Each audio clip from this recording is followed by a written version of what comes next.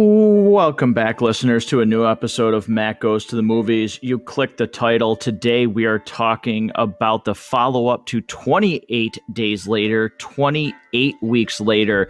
And once again, it wouldn't seem right if Rob was not here to discuss this movie with me. Rob, welcome back, man. Thank you. It's exciting to talk about this because first of all, you and I both professed our love for the first original 28 Days Later, so it was a total blast to get an excuse to go back and rewatch it. And I had not actually seen this movie in a very long time. In fact, neither of us had.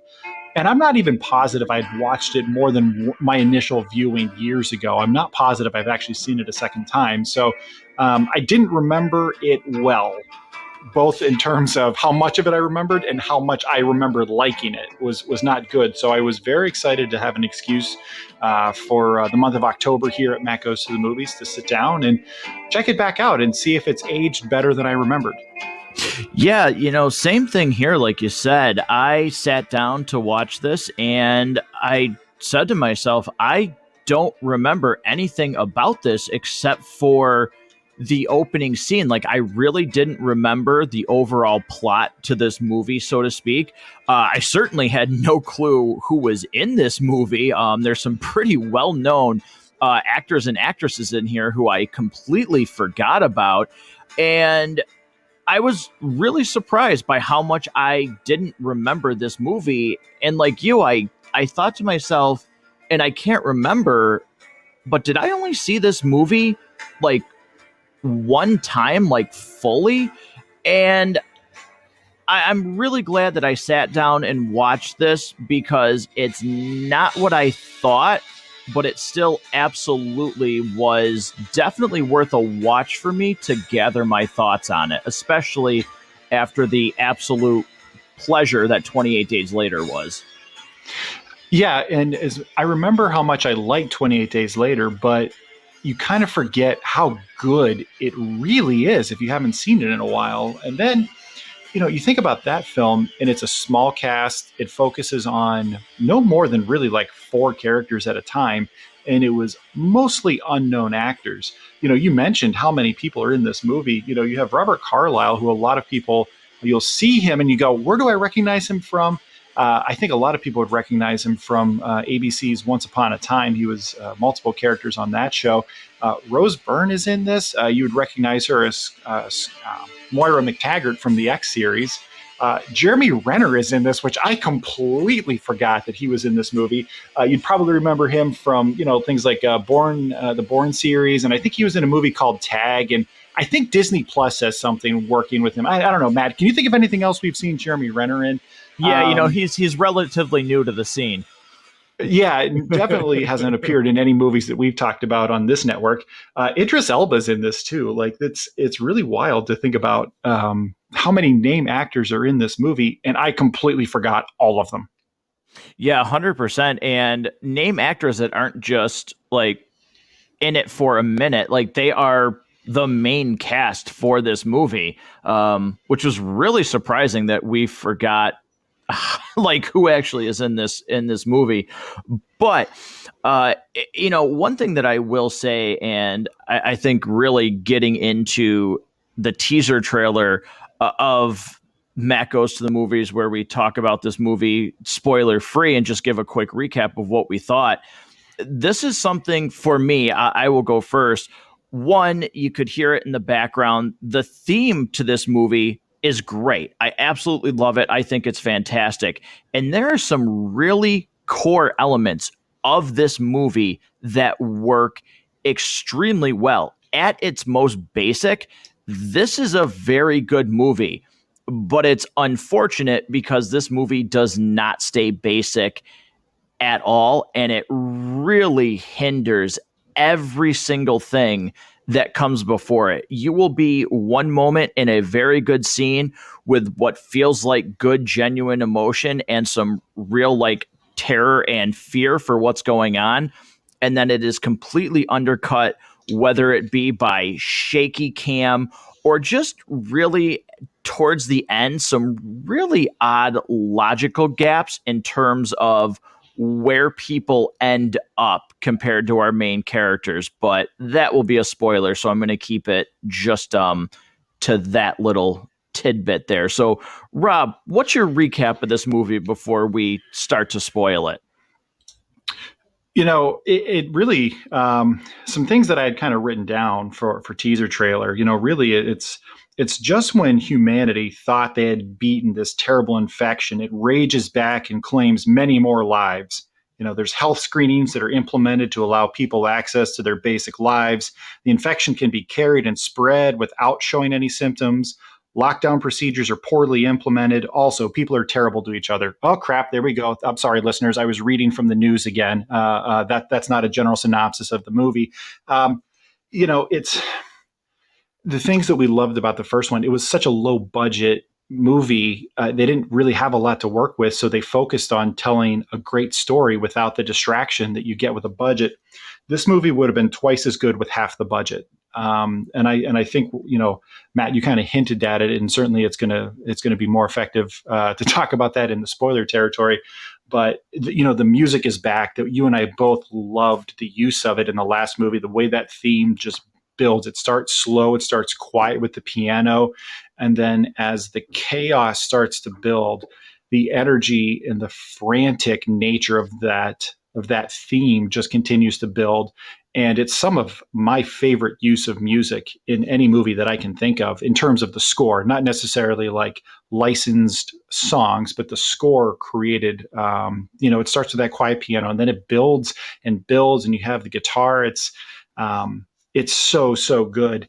This movie does a lot of things really, really well. And when it focuses on the things that made the first movie good, it works. When it starts to deviate from that and it starts to use its budget, it starts to spend some money, kind of where things stop working.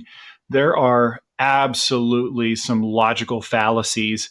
There's things that make no sense at all. There characters make decisions that just absolutely don't make any sense at all. And frankly, you kind of juxtapose a really cool, interesting moment or a really creative scene, well-written scene, well-staged scene. And then immediately after that, you're followed up with something that is fourth wall breakingly terrible. So it's really a shame that we can't just enjoy the parts of this that work as well as they do.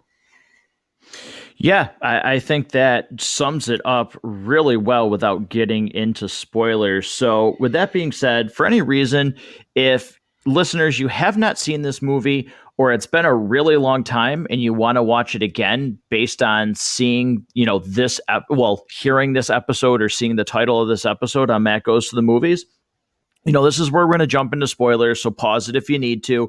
You can go watch this movie on HBO Max if you are subscribed to that streaming service. So it's very, very easy to find if you're looking to watch 28 weeks later.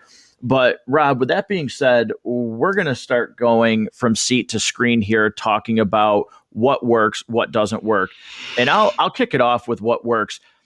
At its basis, this is a story that should actually really work in terms of a family that is separated, a husband who feels guilt about abandoning his wife and reconnecting with his kids.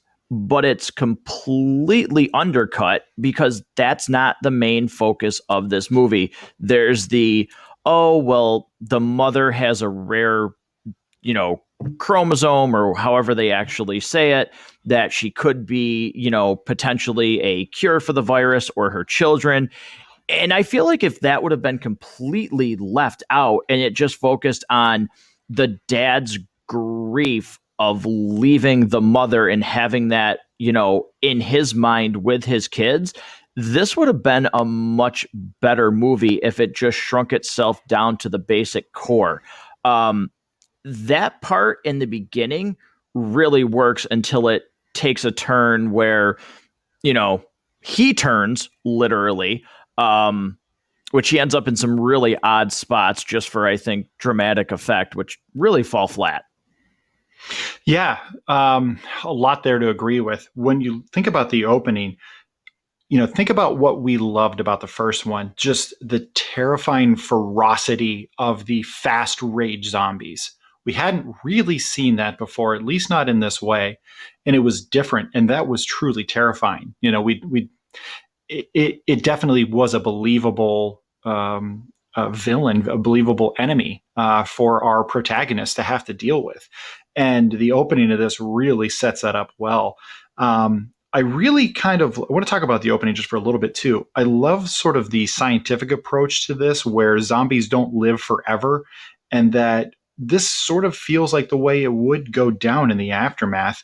I love the scene where Don does start to kind of share that story with his kids about their mother. It is absolutely heartbreaking. And it flashes back to her looking at him through the window. And that death stare she gives him, holy cow. I mean, the stare that she gives him, like, I cannot believe your cowardice to run out on me and this child that we are trying to save. Look it up on YouTube. If you haven't seen this movie in a while and you're not intending to, I implore you, go find it on YouTube because it's giving me chills just thinking about, like, if my wife ever did that to me, I don't care how many zombies I was running away from, I would turn around and come back right away because I would just be so afraid of that. That I can't think of another scene in any movie I can think of that works that way. I mean, he doesn't fully admit to his cowardice, but he kind of touches on it, and it flashes back and forth between him telling the story and then actually showing us more details of the actual event itself. It's a very impactful scene. There's parts of that fall apart later, but in terms of just that scene, wow, is it effective? Yeah, I think the opening, it's a double-edged sword for me because it's very effective with, you know, the people that are together, them talking about whether or not the kids are safe, the mom being worried because they had sent them off on a vacation, and the strangers that they're living with, and the one yelling at at the one female at the table because her boyfriend's gone. He hasn't been back for 5 days. She better accept it because we all know he's dead. There's a lot great in the opening shot, but one thing that absolutely drives me out of this movie every single time, and it happens every time there's a big set piece with the zombies, which are done so well. I love how they just instantly turn. It's fantastic. It's just Yes. boom. There's no time. Like, that makes you believe, like, when it's, when you watch things like Walking Dead, or you've seen, the other zombie movies where it takes them a second to turn and they're super slow moving. It's like, how does this thing like ever get out of hand? Seriously. Like, somebody gets, like, the zombies coming at you at 0.2 miles per hour. How does this thing get out of hand? But, in this universe, you get bit, you turn, and you attack. You can see how it would get out of control incredibly quickly. But the problem for me is when it does get out of control, half the time you can't understand what's going on. People are getting like mutilated and chewed up and everything like that. But it's one of the worst uses of shaky cam like I've ever seen. To me, shaky cam does not equal scary. It does not equal tension. It just equals a headache. Yeah, there's some zombie attacks in here that the scene itself should probably hit and land a little harder than it does, but it seems at times that some of our main characters are wearing some pretty thick plot armor that get them out of that. There's all this chaos going around and people are getting ripped apart, like you said, and yet somehow certain characters are just guaranteed to work their way out of that scene, if it's through a ventilation duct or, whatever it ends up being. But it's really compelling, the choices they make about how this zombie virus works, in that you don't have to just shoot them in the head. It's a person. Like, it gets taken out the same way a person gets taken out, and that they do die. They do starve out and eventually stop existing. And that's where I think some of the terror truly comes in. Like you said, it's fast. You could understand how this apocalypse could happen. Things like The Walking Dead, as much as I love that, and it's going to be hard not to draw comparisons to The Walking Dead from this film. So mild spoilers warning, apparently, I guess I would say.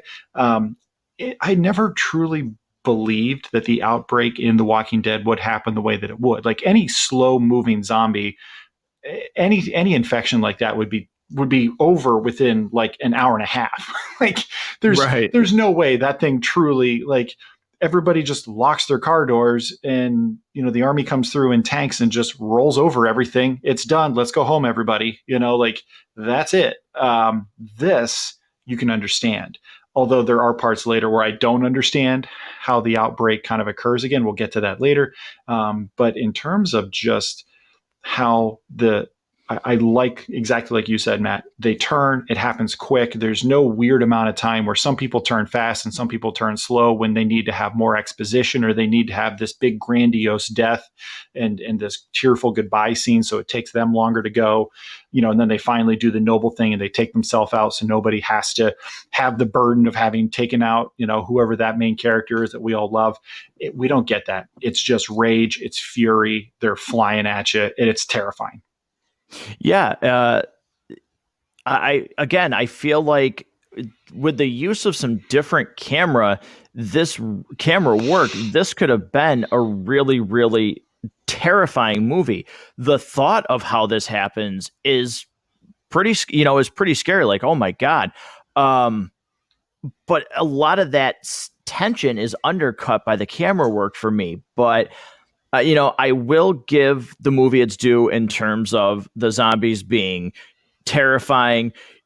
Some of the best, portrayal of zombies that I think in a movie. I really like how they're portrayed in this. And I'll get to another thing that works in this movie because to me, there's just enough.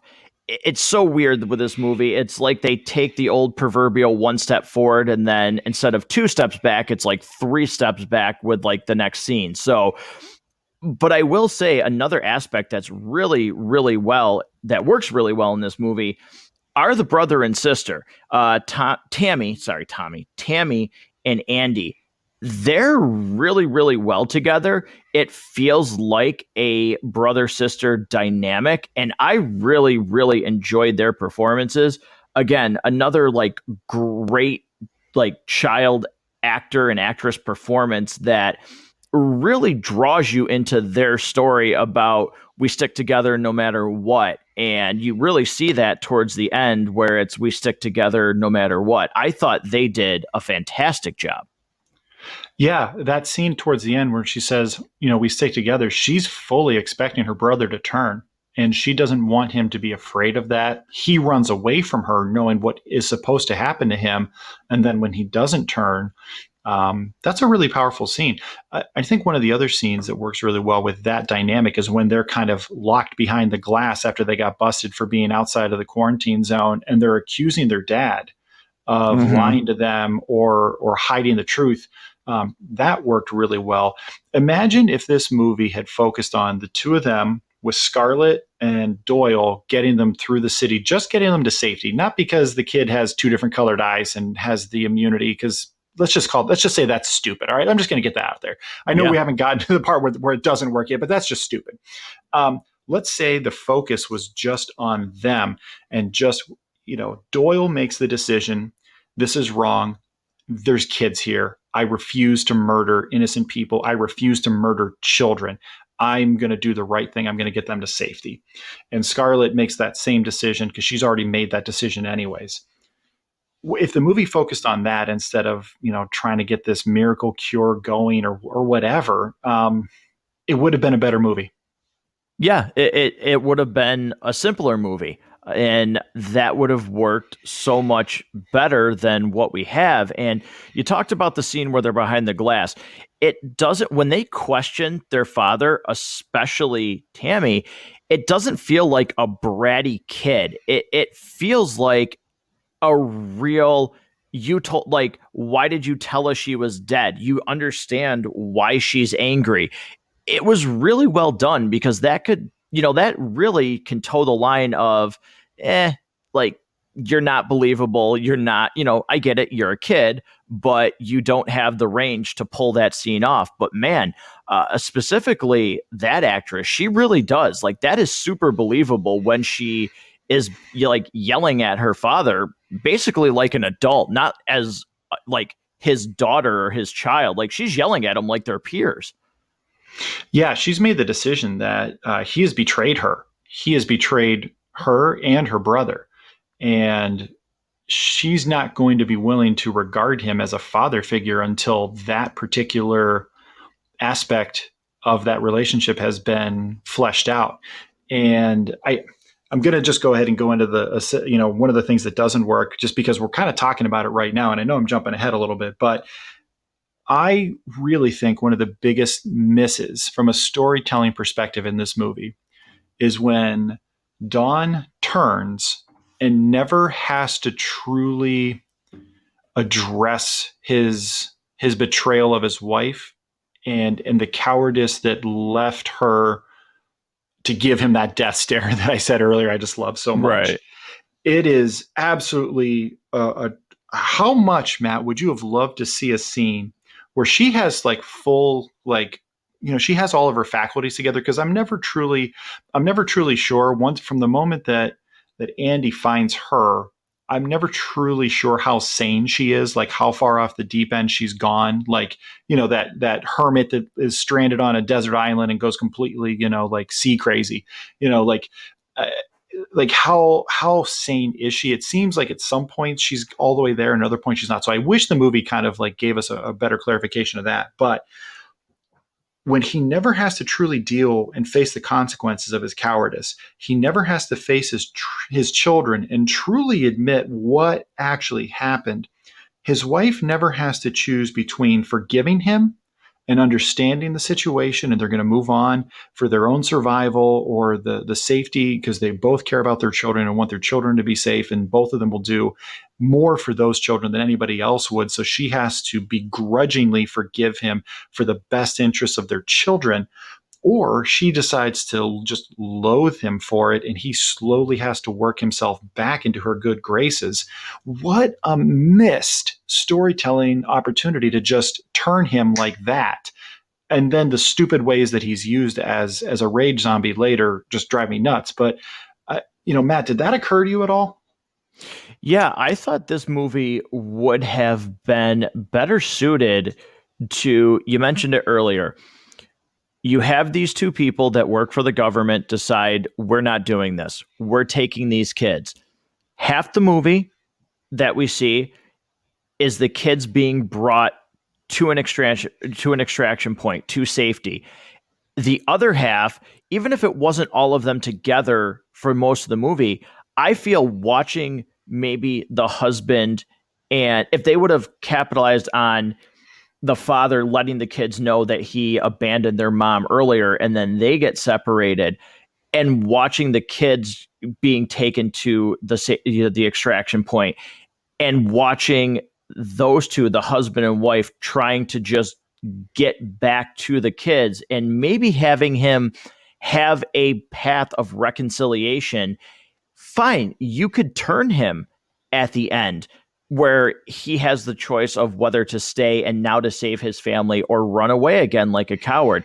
That would have felt earned. That would have felt better. Not this MacGuffin where somehow he winds up everywhere his kids are and like, yeah, and by himself. It's really odd because you don't know if he somehow has, like, why would he?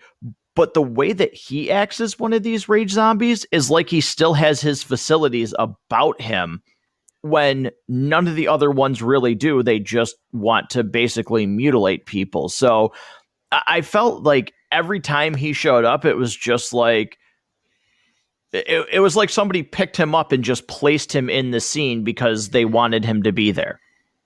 Yeah, so I hate plot armor. I also hate plot helicopters that just transport certain characters from one side of town to another when it's convenient for them.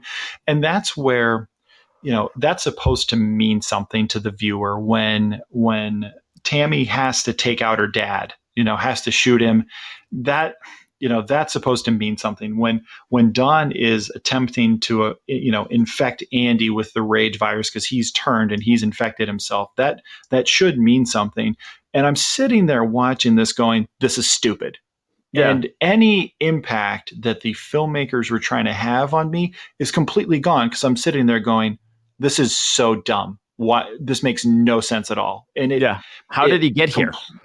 It completely pulls the rug out from what they're trying to do. And that scene would have worked 100 times better if it's a random zombie. Doesn't have to be Dawn. Shouldn't have been Dawn.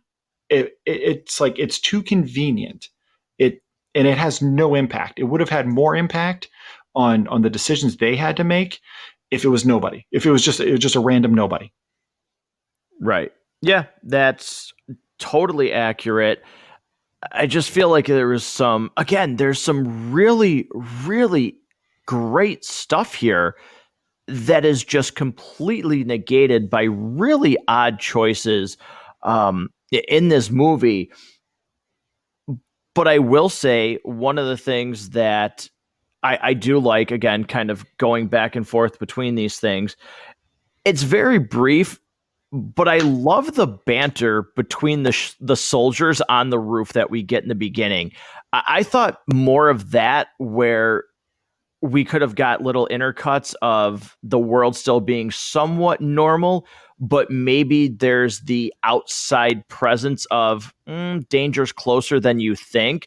Because I thought some of that was actually felt like very, very real and genuine, where if like these guys were just stuck on roofs, like making sure that everything was cool from a distance, like that dialogue was pretty funny to me. Parts of that were really funny, and I'm going to agree with what you said in that this should have been, we should have had a moment to expand on this a little bit. Matt, I'm going to ask you, how many characters in this movie do you actually truly care about what happens to them one way or another? Is it more than 3?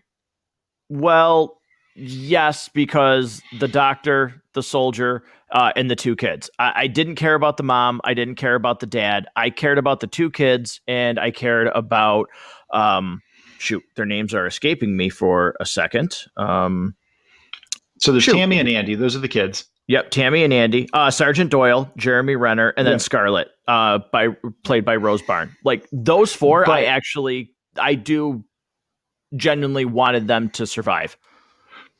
Yeah, I think I only care about Doyle after he shows up in the alley. From that point on, I start to care about him a little bit. But I think this movie suffers a great deal from a lack of likable characters, or characters that you actually care about what happens to them. Do they get their do they get their justice? Do they get what's due to them? Do they survive where they should? Or if they do get taken out, does it impact you in a certain way? You think about all those survivors that they end up, getting out of that one garage and they're still alive. Like when dude's just hanging off of the helicopter and gets ripped apart, like I didn't feel anything about it. And if they would have allowed us to see more of these guys in a way that made us care about them, then I think we would have liked this opening scene a lot better. I think what's really curious to me about this movie is just the simple premise of it to start with. I mean, when you think about zombies in pop culture, be it books, comic books, video games, movies, TV shows, whatever it is, you don't normally see the premise being reconstruction. It's either the outbreak or it happens, the story takes place after the outbreak, and it's focusing on the survivors. It's focusing on them trying to hold on to their humanity. It focuses on the moral gray areas. The Walking Dead was really good about, the needs of the many versus the needs of the few at different points of it. And the moral gray areas of you have to sometimes do bad things for the greater good. It's really plays with that quite a bit. I'm thinking about one, especially called The Grove, which will always mess with you if you know what episode that is that I'm talking about.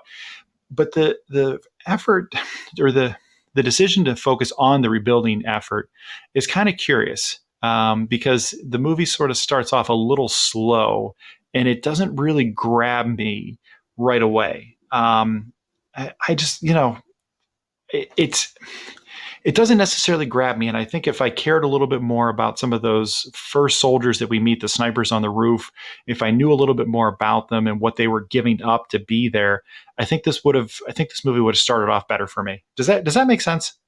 Yeah, no, absolutely. Because again, like besides Doyle, you don't really know anything about these other guys. And again, I think that would have been the better pitch for this movie about, okay, here's, group A, group B, group C, and it's a tighter story. I really think this movie would have benefited from that. And I think, that opening dialogue and then, yeah, getting to know what these guys, have sacrificed or what these guys have lost. What did they go through to get to this point? Where are their families? Are they still alive? Are they dead? Does Doyle, drop his post because he said, "Hey, I had the kids in my sight"? Okay? I don't know, you had a lot of people in your sight, and I get it, but okay, you just don't shoot the kid, I guess, because you had no problem shooting what, one, two, three, four, five, six people Yeah. on screen before you abandon your post. So, did you see this kid, and did Doyle have a family, and his kid got infected and is gone? Like, that would have made this journey and this story a lot more relatable because there are relatable parts, but then again, it chooses to place focus elsewhere on this family could be the cure, which again, like, I don't care. I don't want to watch this. Like, honestly, I don't want to watch a zombie movie for somebody could have a cure. Like, I because as they have two different grotesque colored as eyes. yeah, as grotesque as it might sound, at the end of the day, I want to watch a zombie movie to watch a zombie get its, well, not in this case because you don't have to, but like a zombie get a headshot or a zombie eat somebody, like an interesting kill, because that's what this movie is supposed to be. I don't need you to race across the city because the kid's got two different eyes and, you know, different color contacts are all the rage. Like, I don't know.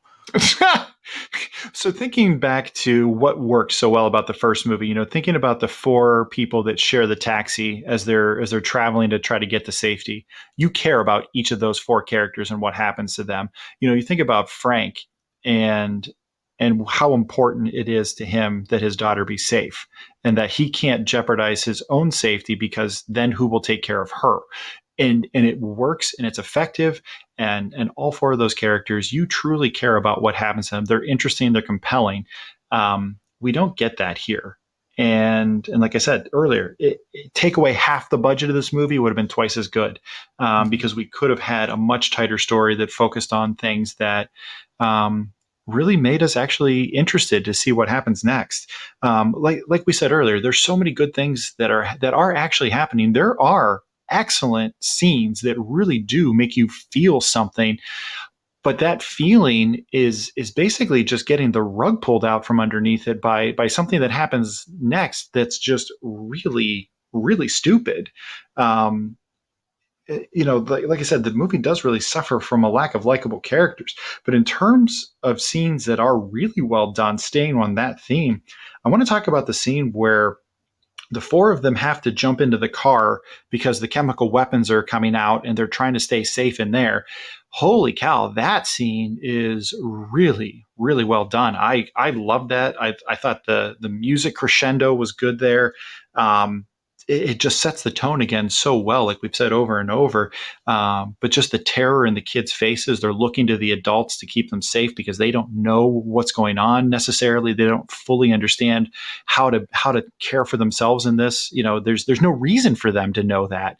And then when Doyle makes the decision to push the car, I actually really did kind of care about, like, his death meant something at that point, even though it doesn't really make a lot of sense for members of the military to see another military operator and go, "Oh, let's torch him." Like, why? Yeah.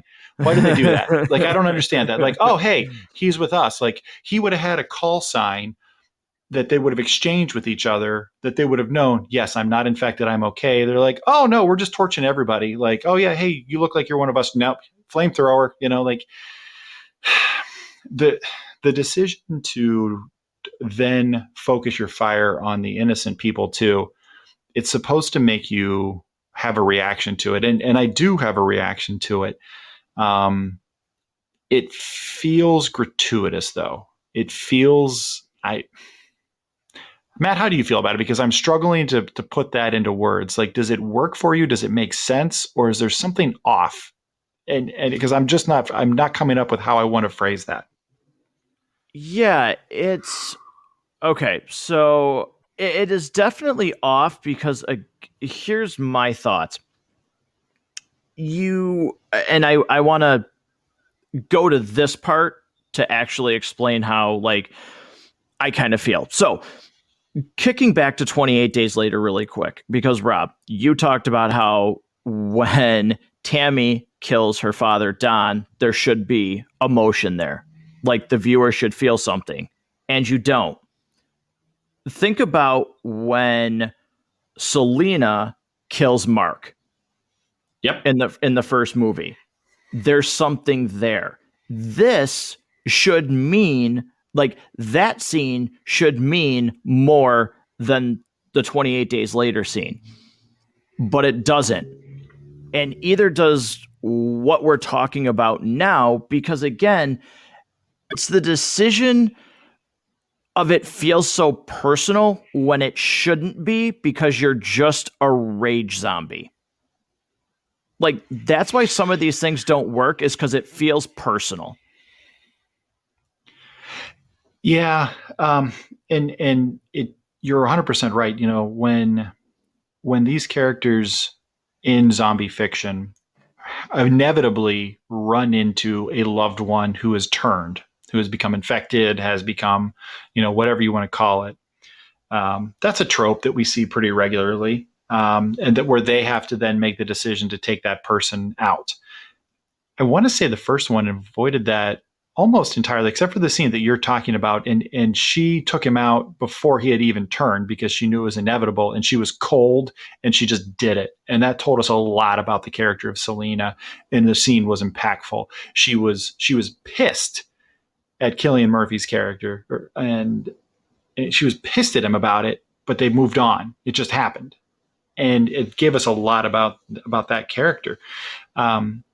When Tammy takes out her dad, he's been a rage zombie for 6 or 7 hours at least. He was basically patient zero, and he'd been raging all night, so he'd been turned for a while. Like I don't know, Right. And just I think the simple fact that the guy teleported all over town just made it even stupider, and it pulls you out of the scene, and any impact that they were trying to make just completely falls by the wayside. Well, also too, like you said, eventually they run into a loved one or something. Like they're rage zombies. They attack people at the drop of a dime, but not this guy. When he sees his kid at first, he stops and he stares at his son like my dog looks at me when I'm going to grab the keys from my car. Like he stops, he turns his head, he wonders what's going on. It's like, no, you see a human in front of you, you're a rage zombie, you want to tear him apart. Like I don't understand the quick the intercut to his wife. Yeah, it was weird. Yeah, like I don't understand, and that's why it's just like what is this guy? Because he's supposed to be a rage zombie, but he doesn't act like it. When he goes to visit his wife, and then he out of nowhere, like he's turned, he starts punching her in the face, like instead of just biting her, and like every other zombie does in this universe. Like, where does that come from? Like, it feels so weird, the decisions that they make with this guy once he's turned. Yeah, there's almost no consistency. There's no there's no list of rules for how this creature acts once it contracts the infection. I will say that his transition, it is terrifying, though. I mean, it is really, it's really something. I don't know that in either of these films that we actually really saw somebody turn like all the way. Like we saw the whole transition period, and it was that was something that was really well done. And then it does get a little bit weird where he's punching her and not just biting her. It seems very strange. It seems like the strikes and the attacks are really only to open up the ability to bite. And then he does the thumbs in the eyes thing, which we saw in the last movie. Like, we've already seen the double thumb through the eye thing in the previous movie. So, like, show me something different. And on top of that, make this make sense. Right. And I could understand the double thumbs to the eye in the last one, but again, like here, it's just like, why, why did you do that? And I don't know. Maybe that sounds weird to listeners. Like, we're questioning like why you would stick your thumb through somebody's eyes as a rage zombie. But again, it's just the inconsistency in how he acts compared to every other person that's turned. 100%. While we're kind of on that scene, does it strike you as really bizarre how he just overtakes? Like, there's no security cameras monitoring a high value patient. Like, they have cameras on other parts. They have no cameras monitoring her. There's no guards, no armed guards in front of her area. Like, she's so important and that she's strapped down, but nobody's guarding her. And dude's card just lets him in everywhere. Now, I get it. He's like the superintendent of the building or whatever. But, like, why does he get into the military areas too? Yeah, everywhere? Like, yeah, I feel like a civilian shouldn't have access to that. Like, it's really bizarre. And like, they clearly don't have a plan in place to contain a new outbreak. Like, just this whole scene stretches credulity in ways that don't make sense. Like, these guys have guns. They have guns. Right. They have lots of them. They're all carrying. And one guy overtakes the whole building. He can walk right in. Nobody catches it. Nobody pays him any attention. And somehow he gets out of that holding area. Like, how does he get out of that? Like, who opened the door? Be like, hey guys, there's a rage zombie in here. You know what? Let's open the door for him. Let's see what he has to say. Like, how that doesn't make any sense. And this is where certain parts of this were effective. Like I said, I liked aspects of his turn, and then it just really does start to fall apart. I wanted more from that scene where before he turns, when he confronts her and tries to apologize, I wanted her to be more coherent. I wanted that to be a scene. I wanted there to be, so when the kiss does happen, it's earned, like it just, right.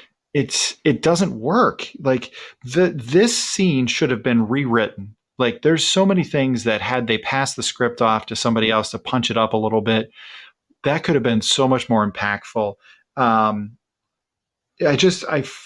It would have been much more terrifying if any of this stuff made sense. Like, how he got out, how he got in, all of it. It really actually drags for me into the next couple scenes that some of those actually do work really well. How poorly that whole, stretch of time is executed. Yeah, I totally agree. And that's what's really so upsetting about this movie is there's the bones for a really, really good movie here. There is definitely the potential, and it's really, really odd because it's written by the same guy that wrote the first one. Yeah. And then, you think about the next scene where they're all locked in that dark room. All the civilians are put together. That should be a really terrifying scene.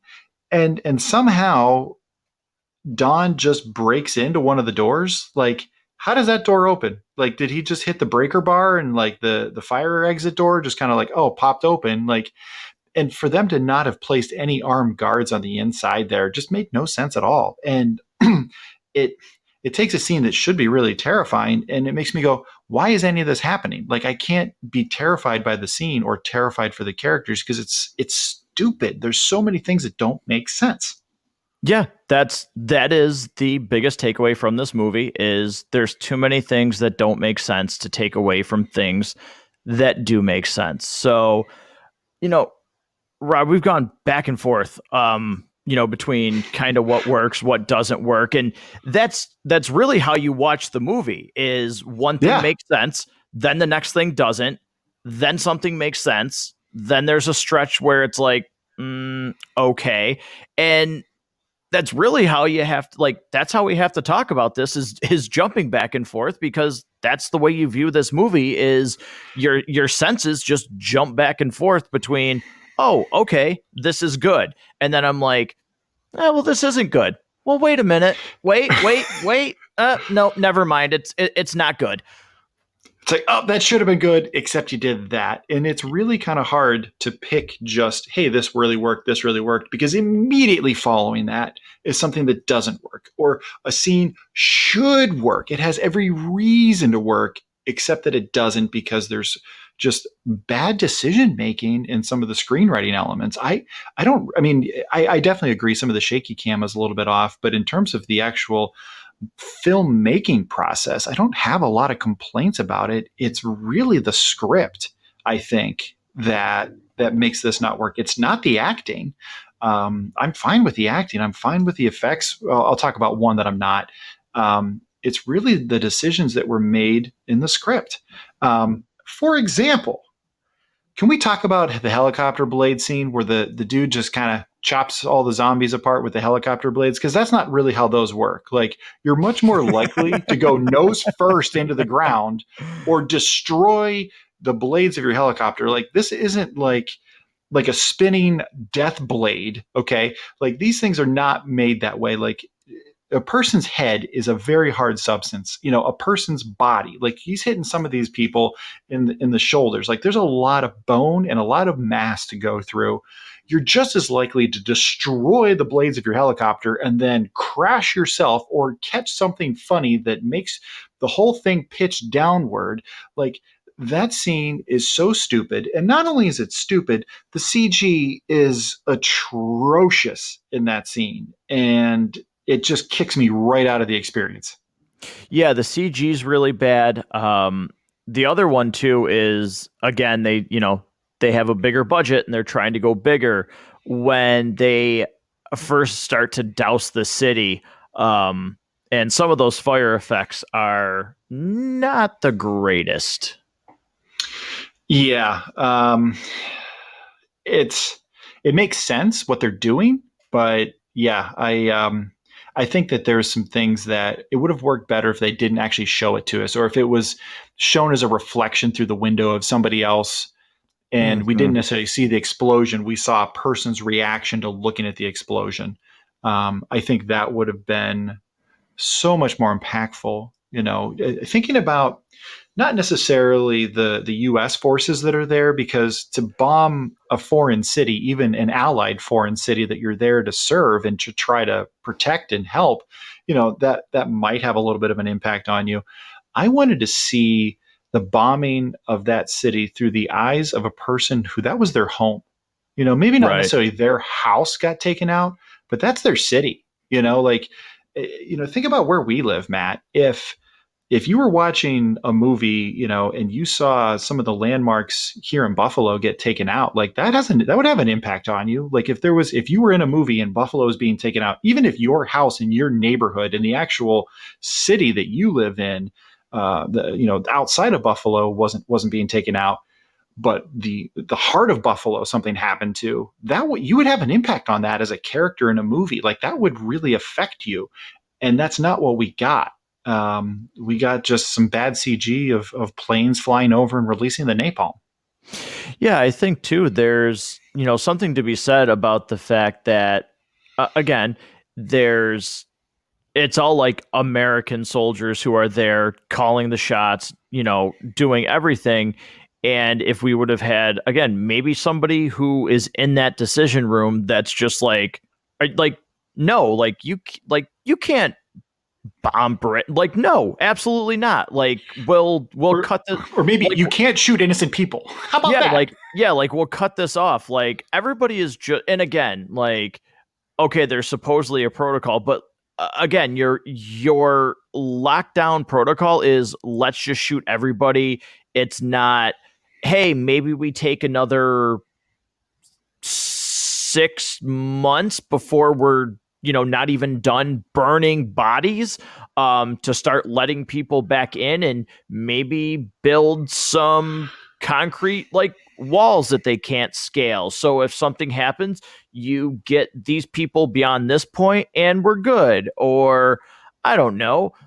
But because that's how castles are built. Like those are, and they have those in Britain. Like castles are built that way. Yeah. Like there's strategic lines of defense. There's different points that you fall back to.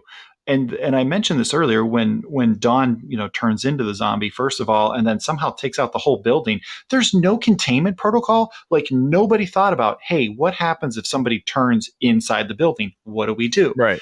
Like there was no, okay, all the doors magnetically seal. Like if you're stuck with it, good luck, but we can't let the infection escape.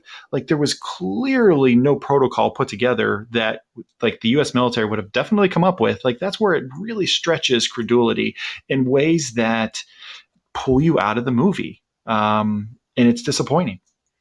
Yeah, absolutely. So I don't have really anything else because the ending is kind of, to me, the ending is just that. It's the ending. I don't feel really impact from the ending that the two kids get to safety because, all right, really, what is their fate? And maybe if we would have gotten 28 months later, who knows? Maybe they would have been in it. But this is one of those open endings that doesn't, to me, really work. But that's really like the last thing I have to say about this movie in this segment for me is just, all right, it ends and there's a shot where, oh no, now they're in another city and there's another outbreak. But the true ending to this movie is just kind of like, oh, okay, well, they made it. I turned the movie off and tried to assign actual words to how I feel about the ending of this movie. And I'm kind of like you, like it just ends. Like all of a sudden, okay, so they cross the channel, they get to France and they set down. It kind of like there's that weird note, like with the helicopter where it says like for dad, but they didn't end on really great terms with their dad. Like, so I didn't understand that. And not even including the time that he was the rage zombie that had like the homing missile right to them every time. Which, yeah, I mean, so not even just counting that where they had to take their dad out. But that felt weird. It felt like maybe more of that would have been for their mom. And then all of a sudden we just see rage zombies going to the Eiffel Tower. I don't know. The ending, it's not a good ending or a bad ending. So I guess that makes it a bad ending. I guess is how I'd have to, is finally the feeling that I can assign to it.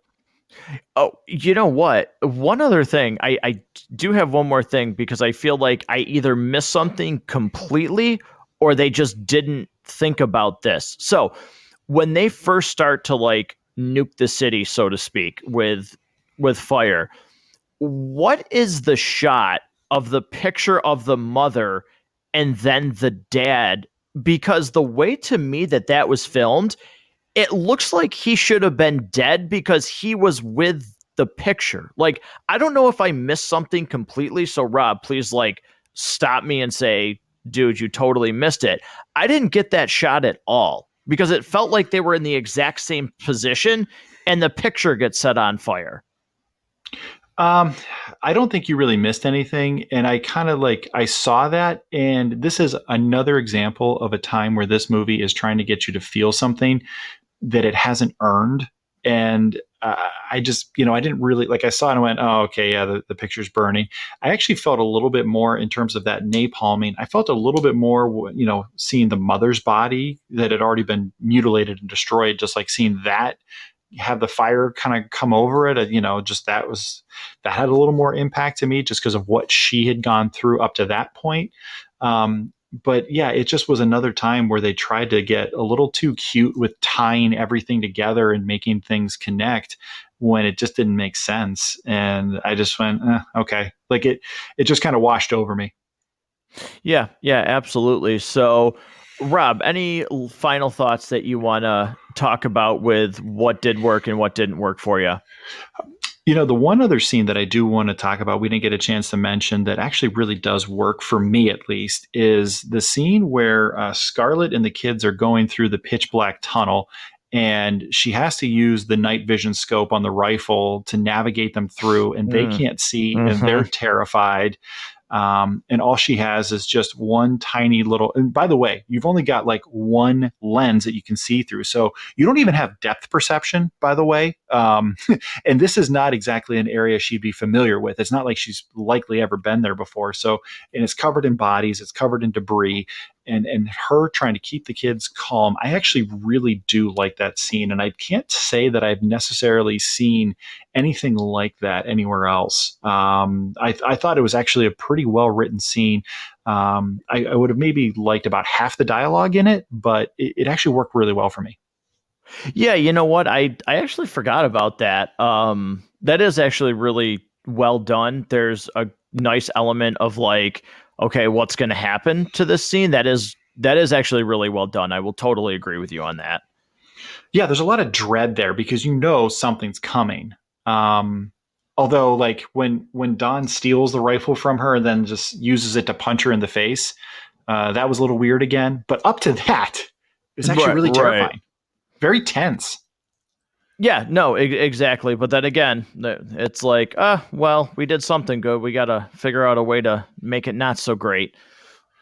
Yeah, biggest thing really here, man, could this script have used a revision? Like, give it to somebody completely different who saw the first movie, and then give them this script, allow them the freedom to use a red pen on it and ask some questions and say, why is this in here? Why are we doing this? Or wouldn't it be better if this? Um, because there are, I think you said it, Matt, the bones of this movie are good. There are so many reasons why this should have succeeded. And yet, I don't think, I can't tell you the last time I've ever heard another person talk about this movie. No, I don't at all. I don't. When you talk about like horror zombie movies, I don't know a lot of people that talk about 28 Weeks Later. No, they talk about 28 days later because it's groundbreaking, it's original, and it is incredibly well executed. Nobody says a peep about this movie. In fact, I'd be willing to bet that there's a lot of people that are subscribers to this channel, or who maybe are scrolling through the channel looking for films that they've seen that they want to download and listen to a breakdown of. And they go, 28 weeks later, I don't even know if I knew that ever came out. Like, wow, when did that come out? Oh, Jeremy Renner's in this? Holy crap, how did I not know about this? Yeah, absolutely. So it'll be interesting. Listeners will. I'll say this now: if you have seen this movie and you have a completely different take than Rob or myself, please let us know. Right in. Um, comment on the social media pages with this, and let us know what you think of 28 Weeks Later. So I'd be really interested to hear from people out there that have seen this and maybe have a different view. Yeah, by all means. If somebody really thought this was better than the first, tell us why. Yeah, absolutely. But with that being said, Rob, let's go to the lobby here in our next segment. And it's kind of unfortunate because we talked about it a little bit, but there's not a lot here that I can say about a favorite scene because some of the scenes that should be your favorite in a zombie movie to me are hindered by the shaky cam. But I will say a quick mention to the scene that we just talked about, the subway scene, guiding the kids through with the scope and the night vision. That worked really well. I also, to a degree, there's enough there in the beginning, minus the shaky cam, where the opening scene is really, really well done. And that'll actually be one of the things that we're doing here on Matt Goes to the Movies is if you don't want to watch this movie and maybe you just want to see the scenes that we're talking about we like, those will be posted in the show notes. But that opening montage, there's not enough of the shaky cam there to ruin it. That is a really, really good scene, like you mentioned earlier in this episode as well. So that is also my favorite scene, the opening, because it feels like the first movie. It focuses on the survivors. It focuses on their trauma. It focuses on their inability to fully conceptualize what is happening to them and why and how, and the hard choices, and the decision to retain your humanity or decide to choose something that's safer. Choose the safer bet or the humane thing when they let the kid in. Like all of those moral complexities that we love about what we get with zombie thrillers, it's there. And the music and the fast zombies. It starts off really, really well. And it's sad that's, right out of the gate, bang. First scene, it's good, and then it's not. Yep. I was just going to say, can we mention the fact that it's kind of sad that your favorite scene of the movie is the very first scene, and there's still an hour and 35 minutes to go after that is over and done with. Yeah. That's this movie in a nutshell. I mean, can you actually think of any other movie, Matt, that the first scene of the movie is your favorite? Can you think of anything else? No, and there's a lot of movies where the opening scene is really well done, but it's not my favorite because there's other things that come along that are better. Think about the Dark Knight and the opening bank heist. Fantastic scene. Oh yeah. Like by no way, like shape or form is that my favorite scene of the movie, but it's a great scene. But here it's 5 minutes into it and you've already seen, again, at least for us, listeners, if you have a different opinion, again, share it. 5 minutes in and you have the best scene of the entire movie. Yeah, and I'm thinking back to other segments that we've done on other shows, just trying to think if there has been a time where the opening scene I've said has been my favorite. And I'm pretty sure I said that about The Big Lebowski just because I really enjoy the opening scene.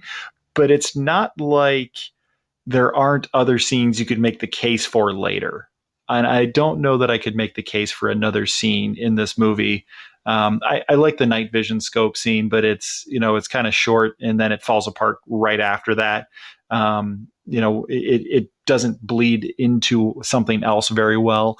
So yeah, that's, I can't think of anything else that is like that. Yeah. I will say for my least favorite scene, it is any time after he has turned that Don is on screen. Once he has turned, I don't have realistically any care for him whatsoever in this movie. So anytime he appears, I'm completely tuned out. I'm going to kind of be a little more specific, but I'm going to agree completely with what you said. I mentioned earlier, I really enjoy watching how the actor portrays the rage virus taking over the body and how that happens. But from the moment that he is fully enraged, that becomes my least favorite scene. Just like I said, the like, why does he punch her? That just seems, it's dumb. And then how does he get out? And how does he infect everybody? And how is there absolutely no containment protocol whatsoever? And how do all of these people with guns somehow forget that they're carrying them? It's such a logic stretch that I think with better writing, you could have found ways to still do all of the same things, but have it make sense and have a person sitting there going, "Oh, I see that. I believe that." It didn't have to be bad. And I think that's the most frustrating thing about this movie. It didn't have to be bad. Yeah, I don't know how else to say it. Because it didn't. Again, the structure is there. Rob, you remember? So this movie, I'm going to make a quick analogy and a callback to an episode that we were a part of with our good friend Harrison on the very first Fast and Furious movie when Brian brings Dom the car and he says, I told you to bring me a 10-second car, not a 10-minute car. And he's like, oh, no faith. Look under the hood. And they pop the hood and they're like, oh, well, the framework here is good. Like, we can work with this. Like, that's this movie. Like that scene from Fast and the Furious, that description of the car is this movie. Yeah. I think they needed a little more than just a bit of nos, though. But yes, Right. they're. I mean, the zombies seem to be full of it.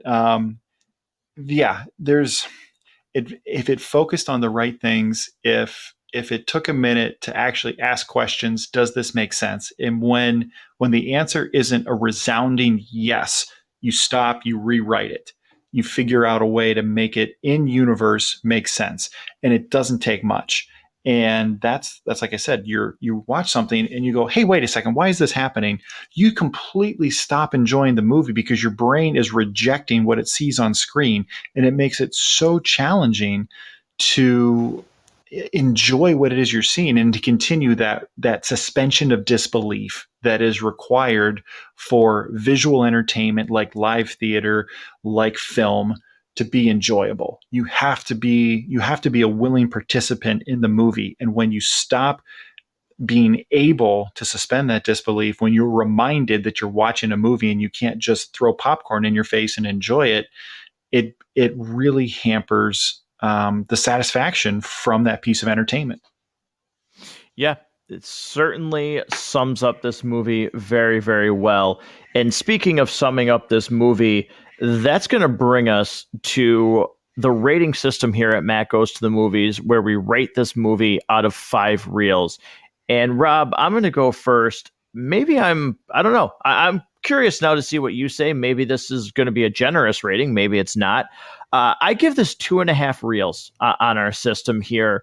Again, a good a good framework to work with, but ultimately what they put inside of that frame, is its demise. Let me ask you a question. If 28 Days Later didn't exist and this movie just came out, because it has no real connection to the first film, there's no crossover characters. I don't know that you even necessarily needed to have seen the first movie to enjoy this one. I don't think you do. Yeah. Would anybody even remember that this film existed? I mean, I already said earlier, I don't think a lot of people even really know this does. Is there any chance that you and I are sitting here recording an episode on this movie if the first one didn't exist? If we're just judging this movie on its own merits, does it even get greenlit? Is this a straight to DVD release? Like, does this even get, like, is this a $5 Walmart bargain bin on Black Friday kind of movie? Like, is this a straight to Tubi or Vudu kind of release if it isn't part of 28 Days Later? I kind of wonder if it even gets a theatrical release. Yeah, I think that's a really, great question. And my review isn't even based on the fact of it's the sequel to 28 Days Later. I'm treating this as a standalone movie and how I feel about it. Granted, it's not as good, but my whole rating comes from the fact of the decisions that they make with this. If this was a standalone movie and 28 Days Later didn't exist, this would still be a 2.5 for me. So yeah. I don't know. This probably would be straight to DVD. Maybe it lasted, it probably would have been a straight to DVD release. And it's very unlikely that you and I are talking about it. And that's why, you said 2.5. I'm right in that neighborhood. I'm actually 2.25. I wanted this movie to be good. I wanted so badly for this movie to be good because I wanted 28 months later to happen. I wanted this to be a franchise the way that horror films just become that way. I mean, I don't know that necessarily anybody saw the Saw movies becoming like 37 movies, and Chucky and Friday the 13th all have like 157 movies each. They just keep churning these things out every year. I wanted 28 Days Later to become that. And I wanted there to be 28 months later. And then I don't know if you want to do 28 years later or not, but maybe something else. I wanted this to be a TV show. I wanted this to be a game. I wanted this to be so many things. And ultimately, this one just really let me down. So I'm giving it 2.25 reels, and that is maybe even being a little generous. I think maybe I'm being generous like you are because there are so many things that do work. I can recognize the structure that should have worked, but just completely falls apart in some of the screenwriting.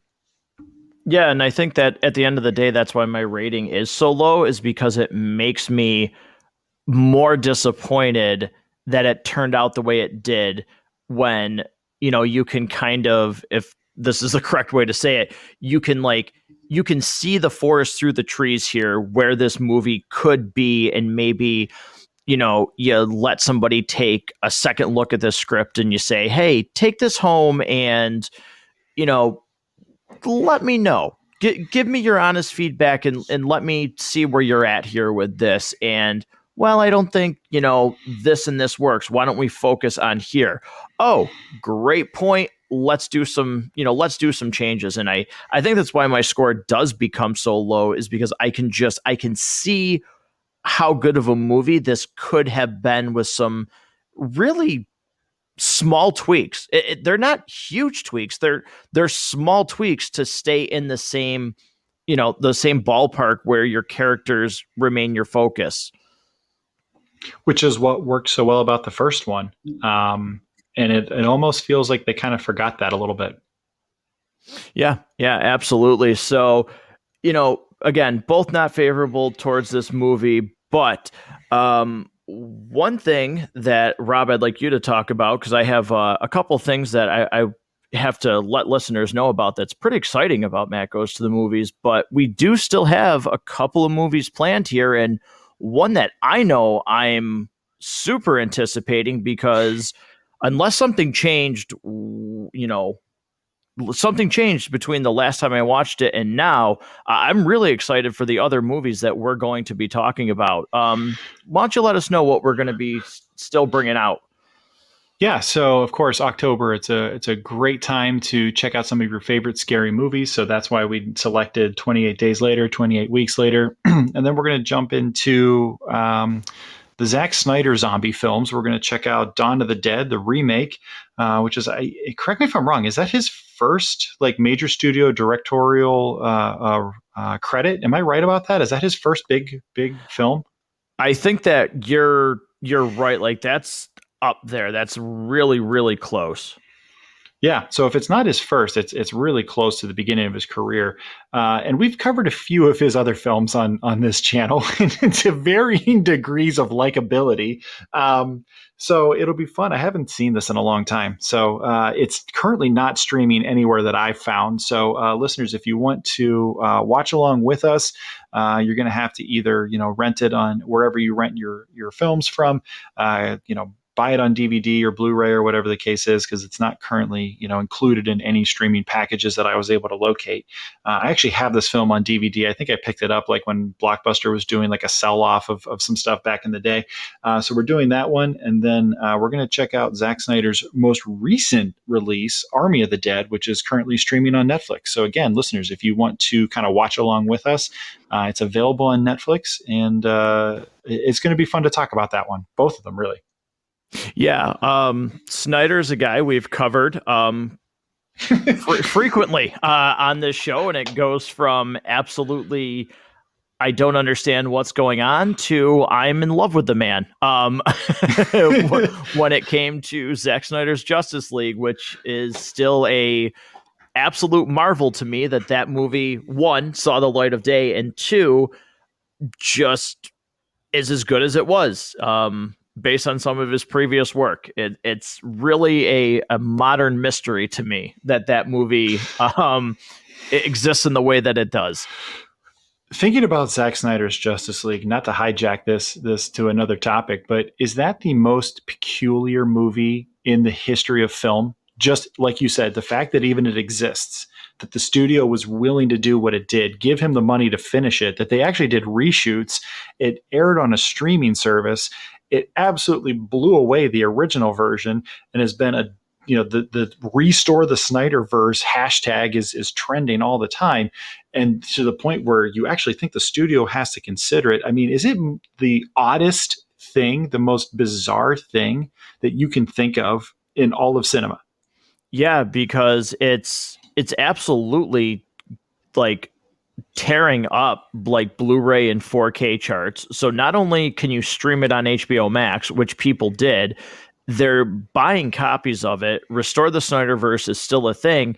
And if all of the rumors are correct, you have Dwayne Johnson, who's going to play Black Adam, campaigning that he wants his character to interact with Zack Snyder's Justice League characters and nobody else. And, listeners, if you're listening to this show, I'm sure you know who Dwayne Johnson is. I don't know. Name a more popular, powerful person in Hollywood. And I can't imagine if this guy wants Zack Snyder's universe restored. I can't imagine he doesn't get his way. For him to, the DCEU is kind of a mess. We've covered that. For them to be able to salvage something and make it viable for the future, having The Rock on your side and a vocal supporter of what you're trying to do, that would help, right? Oh, yeah. The guy is, 2 years in a row, highest paid actor in Hollywood, has, the number one, brand new energy drink in the country. Everything he touches turns to gold. Look what he did to turn around the Fast and the Furious franchise when he came into that. Who's a bigger movie star than The Rock right now? Nobody. Absolutely nobody. I don't know who. Yeah, no, he absolutely turns every project that he is attached to makes money. There's no doubt about it. So that'll be interesting to see if he gets that. But, that'll be cool to revisit a couple of Zack Snyder movies that I remember very positively, especially Army of the Dead, because that's fairly new. It'll be cool to see it again, though, because it's, since it first came out, I have not had the chance to see it again.